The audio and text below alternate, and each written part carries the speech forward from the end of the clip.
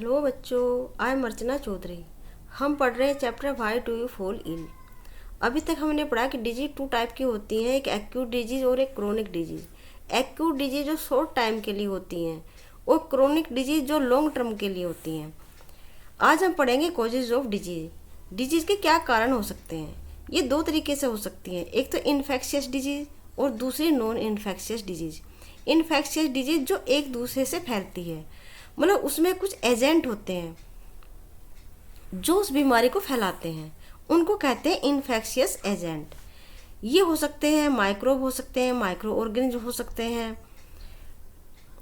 Mostly microbes और micro organism. Disease where microbes are the immediate cause are called infectious disease. वो बीमारी जो microbe से फैलती हैं उसको कहते हैं इन्फेक्शियस डिजीज। ये बहुत सारे हो सकते हैं, जैसे वायरस है, बैक्टीरिया है, फंजाई है, सिंगस है, एनिमल और प्रोटोजोन्स है। Some disease also caused by multi cellular organism such as worm of different kind. जो वायरस होते हैं वो टोटली पैरासाइट होते हैं, मतलब लिविंग बींग से अपना फूड इनटेक करते हैं। वो एनवायरनमेंट में फ्री स्टेट में नहीं हो सकते हैं क्योंकि उनके पास सेल मेम्ब्रेन नहीं होता और सभी बायोलॉजिकल रिएक्शन करने के लिए सेल मेम्ब्रेन का होना जरूरी होता है। इसीलिए लिविंग बींग के अंदर जब होते हैं तभी वे प्रोपेगेट करते हैं और उनसे बहुत सारी बीमारियां फैल जाती हैं, जैसे कॉमन कोल्ड है, फ्लू है, कोरोना है। ये सब क्या है? वायरस डिजीज है।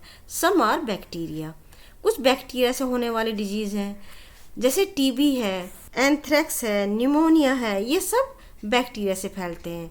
सम आर फंगाई है, फंगाई से एथलेट फुट होती है। सम आर सिंगस है एनिमल और प्रोटोजोन, जैसे अमीबा है। अमीबा क्या है? सिंगस है एनिमल है और इससे हो जाती है एमेबेसिस, मतलब जिससे हो जाते हैं loose motion. Some disease are also cause by multi cellular organism such as worm of different kind, जैसे निमेटोड है। वुचरेरिया से हो जाता है एलिफेंटिसिस, यानी पाँव हो जाता है एलिफेंट लाइक। ठीक है। दूसरी तरह की जो डिजीज होती है वो होती है नॉन इन्फेक्शियस, मतलब वो एक दूसरे से नहीं फैलती है। That are not cause by infectious agent, ये किसी भी इन्फेक्शियस एजेंट के कारण नहीं फैलती हैं। Their cause vary but they are not external cause like microbe that can spread in the community।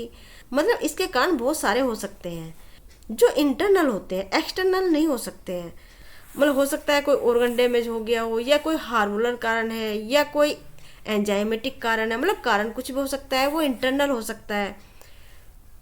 They are mostly internal not infectious cause, मतलब इसका कारण इन्फेक्शन नहीं होता। For example some cancer are caused by genetic abnormalities, जैसे कुछ cancer है वो genetic abnormalities के कारण हो जाते हैं। जैसे कि क्रोमोसोम संख्या चेंज हो जाती है तो उसके वजह से हो जाता है ब्लड कैंसर।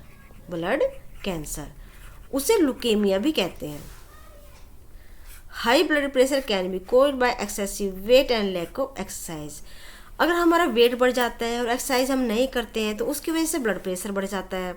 ब्लड प्रेशर मतलब ये हमारी नर्व्स हैं, ठीक है, नसें हैं। इसे ऐसे समझ सकते हैं, मान लीजिए कोई पाइप है जो इलास्टिक है, ठीक है, इसे बहुत सारा वेट हमने ऐसे डाल दिया तो क्या होगा? इसका जो अंदर का वॉल्यूम है वो घट जाएगा। मान लिया ये इतना डायमीटर था इसका और फिर हो गया ये इतना, ठीक है, कम हो गया। तो कम हो गया, ब्लड तो उतना ही है ना। जब ब्लड फ्लो हो रहा है तो उसके ऊपर प्रेशर लग रहा है, मतलब उसे कम एरिया मिल रहा है फ्लो होने के लिए। तो इसीलिए क्या है, बहुत प्रेशर से ब्लड फ्लो होगा तो ब्लड प्रेशर हाई हो जाएगा। अगर ये नर्व डायलेटेड हो जाती है, मतलब इनका वॉल्यूम बढ़ जाता है, तो ब्लड प्रेशर घट जाता है। तो इसीलिए अगर एक्सेसिव वेट अगर होगा तो ब्लड प्रेशर बढ़ जाएगा। और उसके ऊपर नहीं किए एक्सरसाइज भी, अगर एक्सरसाइज भी नहीं किया है तो और ज़्यादा बढ़ जाएगा। You can think of many other disease where the immediate cause will be not infection. बहुत सारी बीमारी हो सकती हैं जो इन्फेक्शन की वजह नहीं होती है। मान लिया किसी को कैंसर है, अगर हम उस व्यक्ति के पास बैठते हैं तो क्या हमें भी कैंसर हो जाएगा? ऐसा तो नहीं है। हार्ट डिजीज है, अगर किसी की मान लिया इमोशंस की वजह से धड़कनें बहुत बढ़ रही हैं तो दूसरा व्यक्ति भी उसके पास आके बैठ जाता है तो क्या उसकी भी धड़कनें बढ़ जाएंगे? नहीं, ऐसा तो नहीं होता है। इसका मतलब ये इन्फेक्शियस डिजीज नहीं है। और बहुत सारी बीमारियां हैं जो इन्फेक्शन की वजह से नहीं होती हैं। ये एक डायग्राम दिया है एनसीईआरटी में जिसमें समझाया गया है कि इन्फेक्शन कैसे हो सकता है। Prevention of transmission of disease bye maintaining sanitation and hygiene.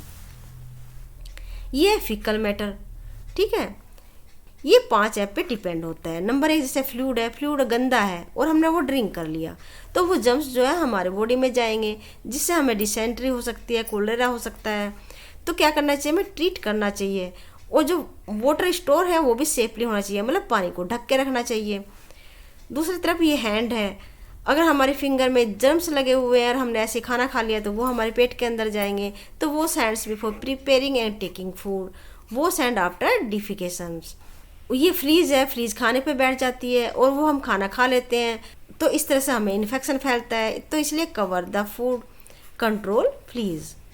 ये है फील्ड में से हम बहुत सारी सब्जियां उगाते हैं, उसे उखाड़ के एज इट इज अगर हम खा लेंगे तो बहुत सारे जब हमारे पेट के अंदर चले जाएंगे। इसलिए clean vegetable and fruit before use, avoid open defecations. ये है फ्लड, प्रॉपर ड्रेनेज सिस्टम। जो हम ड्रेन करते हैं वाटर, जैसे घर में कपड़े धोते हैं या नहाते हैं, वो पानी जब हम ड्रेन करते हैं वो सेफली होना चाहिए। ट्रीटमेंट ऑफ वाटर को ट्रीट करना चाहिए। तो इस तरह से हाइजीन और सैनिटेशन का ध्यान रखना चाहिए, जिससे जो इन्फेक्शियस डिजीज है वो कंट्रोल होंगी। Infectious disease, some of them are virus, some are bacteria, some are fungi, some are single cell amoeba or protozoan. Some disease are also caused by multicellular organisms such as worm of different kind. इसमें सबसे पहले लेते हैं virus disease. Virus disease में सबसे first है common cold. Common cold बहुत ही common है, इसका नाम ही कॉमन है तो वो कॉमन है, ठीक है। सबको जुकाम होता ही रहता है। तो इसके जो सिम्टम्स होते हैं, हमारा गला दर्द करता है, हमारी रनी नोज होती है, और जब हम स्नीज करते हैं ना तो वे जो जर्म्स है प्रेशर से दूर तक जाते हैं और दूसरा पर्सन भी इन्फेक्टेड हो जाता है। तो it is a viral infection of nose and throat. It is usually harmless. ऐसा नहीं है कि ये बहुत हार्मफुल है, ये हार्मलेस ही होता है, 5-7 दिन में ठीक हो जाते हैं। इसके सिम्टम्स क्या है, जैसे रनी नोज है, सोर थ्रोट है, कफ है, बॉडी एक है, मतलब बॉडी में दर्द हो रहा है, स्नीजिंग है, बार बार हम छींकते हैं, फीवर है। तो कोज क्या है, इसका राइनो वायरस होता है। ये वायरस के कारण होता है, राइनो वायरस के कारण।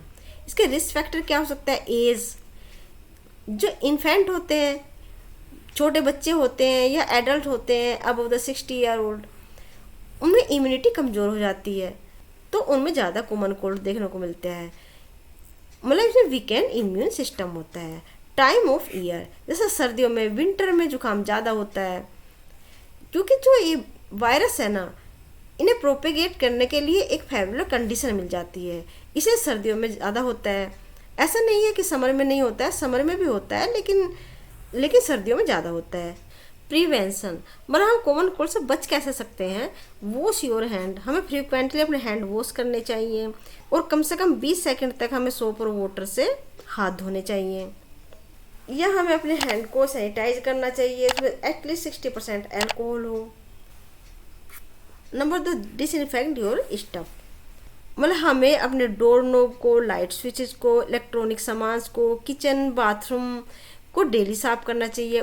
डू नॉट शेयर, अपने यूटेंसिल्स हैं, ग्लास हैं, अपने कपड़े हैं, वो सब शेयर नहीं करने चाहिए। और अगर घर में कोई पेशेंट है तो ज़्यादा ध्यान रखना चाहिए। Cover your cough, stay away from people with the cold, और जिनको इन्फेक्शन हो रखा है ऐसे पीपल से दूर रहना चाहिए। तो ये है कुछ प्रिवेंशन के तरीके। नंबर 2 है इन्फ्लुएंजा।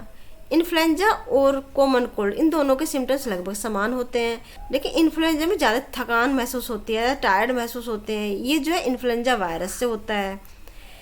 इसमें फीवर होता है, ड्राई कफ आता है, ठीक है, हेडेक, शोर थ्रोट, चिल्स, ठंड लगती है, runny nose, loss of appetite, खाने की भी इच्छा नहीं होती है, मसल्स एक होता है। Usually onset 1 to 4 days after exposure, मतलब जो इन्फेक्शन हो जाता है उसके 1 या 4 दिन के बाद हम बीमार पड़ते हैं। इसका ड्यूरेशन हो सकता है 2 to 8 days, मतलब हम बीमार रह सकते हैं 2 से 8 दिन तक।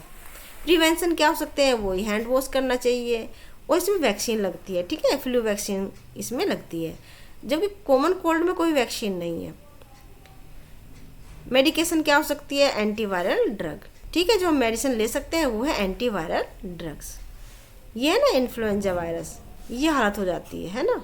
डेंगू है, ये भी इन्फेक्शियस डिजीज़ है, इसमें बुखार रहता है, सर दर्द रहता है, मसल्स और जॉइंट पेन होते हैं। जो हमारे ब्लड प्लेटलेट्स हैं उनका लेवल डाउन हो जाता है। ब्लड प्लेटलेट्स का काम होता है ब्लड क्लोटिंग का, मतलब एक तरह से ब्लड की डेंसिटी को ये बढ़ाती है। जब ब्लड प्लेटलेट्स की संख्या कम हो जाती है तो इससे ब्लड क्या है, पतला हो जाता है, मतलब उससे लो ब्लड प्रेशर हो जाता है और ब्लीडिंग भी शुरू हो जाती है।